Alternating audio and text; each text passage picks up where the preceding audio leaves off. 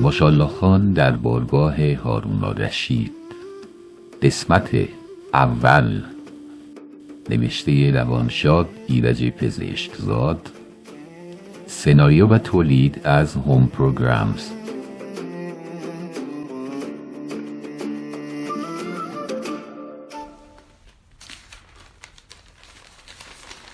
خب اینجا نوشته صدای چند گلوله پیاپی سکوت شب را در هم شکست. صندوقدار که در صندوق را قفل کرده و عازم رفتن بود برجا خشک شد. از ترس قدرت حرکت از او سلب شده بود. میخواست فریاد بزند و نگهبان را به کمک بطلبد، ولی صدای اگرش بیرون نمی آمد. با ناامیدی نگاهی به اطراف انداخت. صدای چند پای ناشناس نزدیک می شد. لعنتی، این پیش خدمت صدا کنم.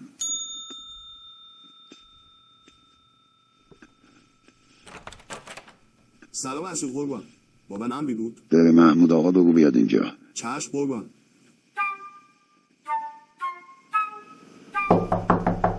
بیا تو.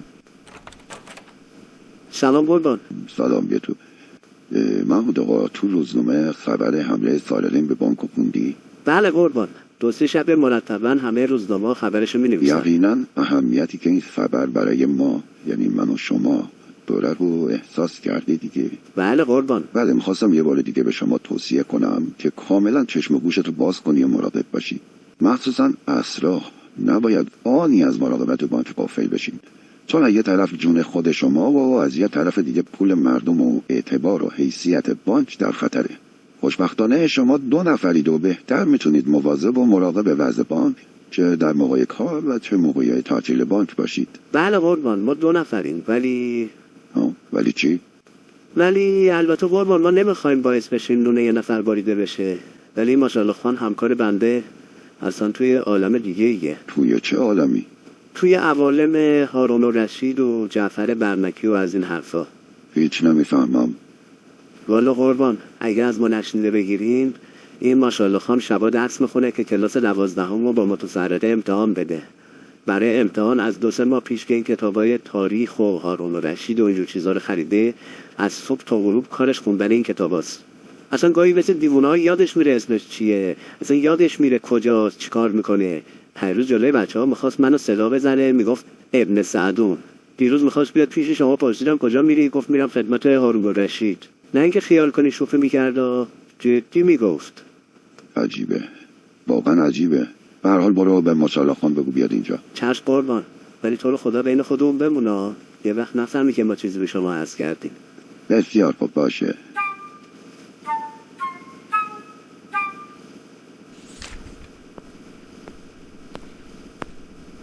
پاشوان رئیس باد کار داره.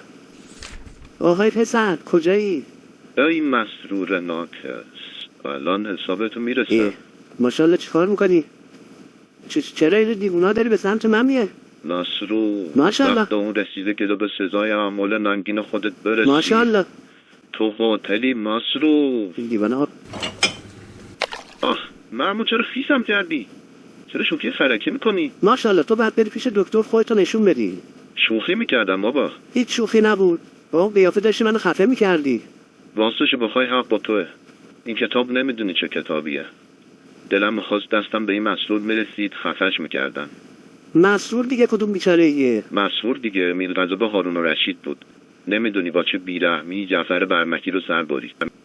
این کتاب باید بخونی تا بفهمی. خدا یه عقلی به تو بده، یه پول زیادی به من. حالا پاشو برو، رئیس باد کار داره. باشه الان میرم. سب اول یه عدد اونیفرممون ببندم. این هفتیره من بردارم. من رفتم.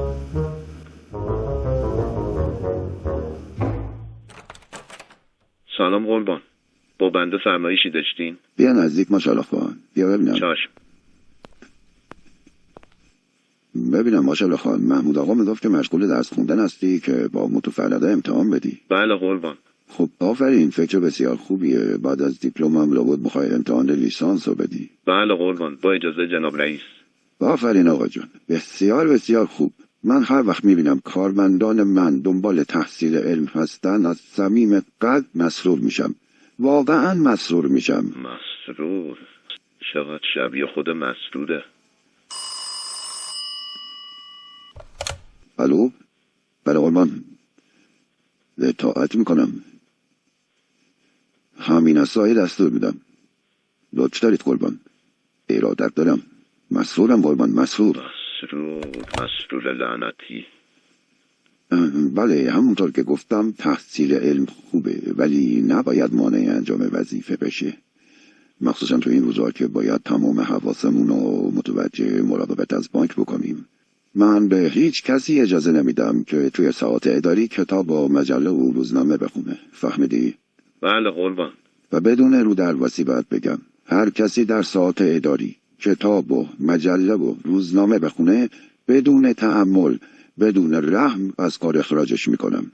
قربان موقع استراحت چطور؟ موقع استراحت هم که بعد بخوابید که موقع کار چرت نزنید دیگه. پس قربان بنده کی درسامون بخونم؟ همونی که گفتم، من کارمند میخوام نه محصل. ما که حرف قربان زیادی نزن. برو چشا گوشتو باز کن، وگرنه پس گردنتو میگیرم و میندازم تو خیابون. پاپا. سلام جانم. سلام پاپا. کجا بودی مریم جان؟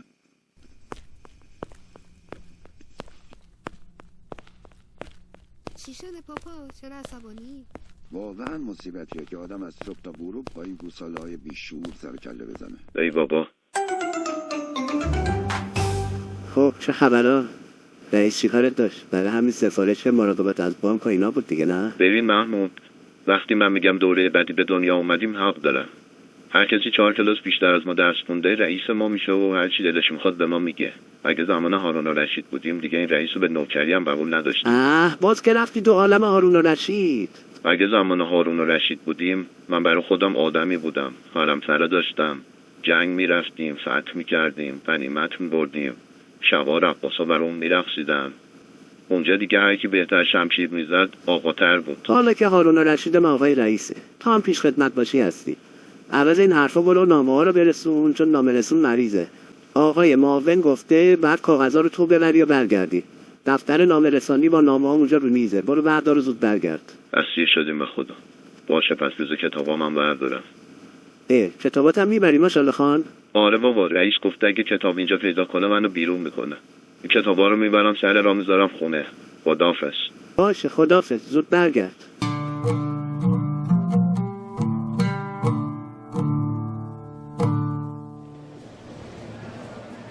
هی حرم هارون الرشید واقعا باید جای خوبی باشه. اگه تو اون زمان بودم چیکار میکردم؟ با تقریبا 12 کلاس درس شاید رئیس دیوان میشدم، یا شاید خزانه دار خلیفه، یا خونه قشنگ سفید با طاقیای عربی کنار دجله، دور تا دورش نخلای بلند. ساعت 10 صبح یکی از کنیزا میومد کنار تخت خوابم میشست، یواش یواش شروع میکرد به عود زدن، بعد صدای عودو بلندتر میکرد و آواز میخوند، مثل ام کلثوم از اون آوازای عربی میخوند تا بیدارم کنه. بعد منم همینطوری دراز میکشیدم، 2 تا کنیز دیگه میومدن پاهامو بلاق میمالیدن. اون کنیز که آواز میخوند برام شروع میکرد میخوند یا حبیبی یا حبیبی ایلیلو.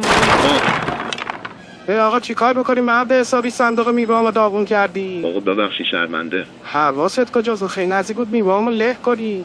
آقا تو یا حبیبی رو برو خونت بخون. آورش آورده. این تابلو پارچه‌ای چیه اینجا؟ چی نوشته؟ بشه تابید احمد سرخان مرتضی هندی آینده و گذشته شما رو پیش بینی می‌کند. روح رفتگان شما و گذشتگان تاریخ را احضار می‌کند. از روح ضحاک ماربدوش تا هارون الرشید. تا روح هارون الرشید هر کسی را مایل باشید احضار می‌کند. تا وقت باقیش بشه تابید، غفلت موجب پشیمانی است. هارون الرشید واسه چطوره برم ببینم هارون الرشید درباره زندگی چه عقیده‌ای داره؟ باز برم ببینم هارون الرشید راجع به سختی‌های زندگی امروز چی فکر میکنه. آقای معتز، من میخوام که روح هارون الرشید رو واسم احضار کنی. هارون الرشید؟ البته سخت و آسان امکان هست. بفرمایید اینم پولش. آقای معتز ممکنه خواهش کنم حالا که روح هارون رو حاضر میکنید روح مسرورم حاضر کنین؟ البته این و آسان هست. همین، دیگر کسی خواهان نیسته؟ راستش خیلی ببخشید آقای معتز، میشه به جای اینکه روح اونا رو اینجا احضار کنین روح منو پیش اونا ببرید که یه جا همه اونا رو ببینم. دلم میخواد ببینم چجوری زندگی میکنن. هی البته اصلا امکانه. فقط می شود شما را برگردانم برید در زمان دا مراجعت مراجعت کنید. آه قربون لطف شما، چقدر ممنون میشم. شما نشستن که دهی تمرکز تکن نخوردهی تمرکز. بله چشم. نه تمرکز کردهی تکن نخوردهی. بله چشم ببخش.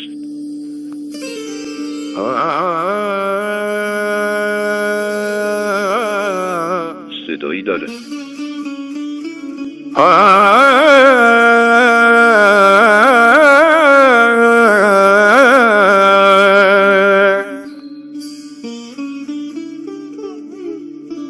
मैं अपनी काल यात्रा चालू विद्या से तुम्हें युग में वापस भेज रहा हूँ। महात्मा गांधी की आत्मा कृपया मुझे राजीव कपूर और वैजयंती माला की शक्ति का उपयोग करने में सहायता करो।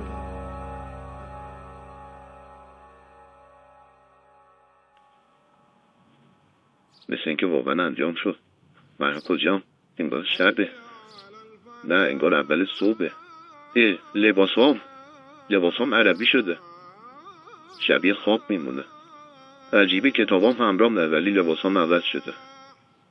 خوشبختانه هفتیلم هم هست. خوبه یه وقت به درد میخوره.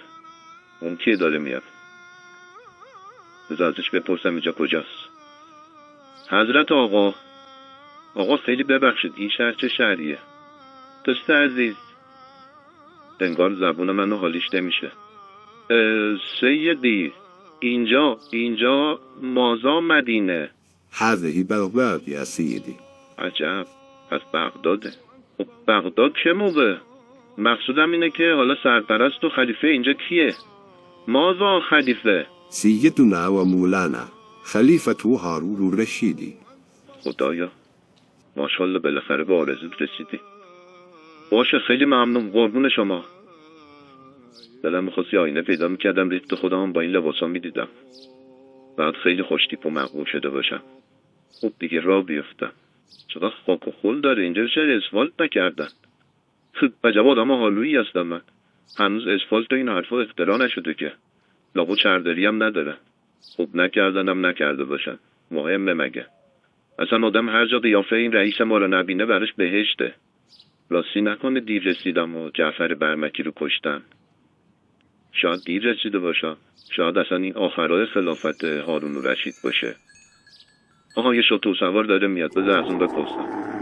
آهای شیخ، آهای حاجی. خیلی ببخشید جناب شیخ، شما اهل اینجا هستین؟ انت بغدادی؟ نعم. ممکنه بی زحمت بفرمایید ببینم جعفر برمکی رو خدای نکرده کشتن؟ جعفر برمکی؟ آره همون جعفر برمکی، وزیر هارون الرشید. سیدنا و مولانا هارون الرشید؟ آره دیگه جعفر وزیر هارون. بابا منظورم اینه که جعفر رو کشتن.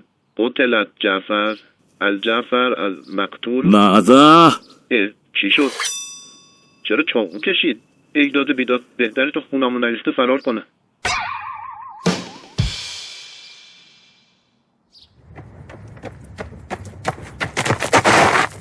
وای چقدر دویدم.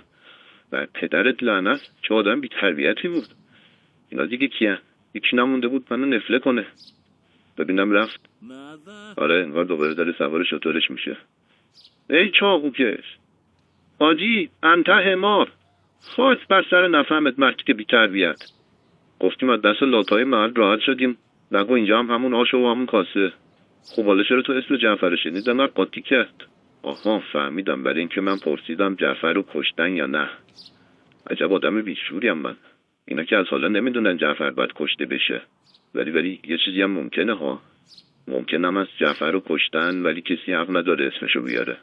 ای بابا بهتر از یکی دیگه بپرسم ولی یه جوری که دیگه داستان نشه. آخه اون پیر مردا خوبه، زبرم جلو.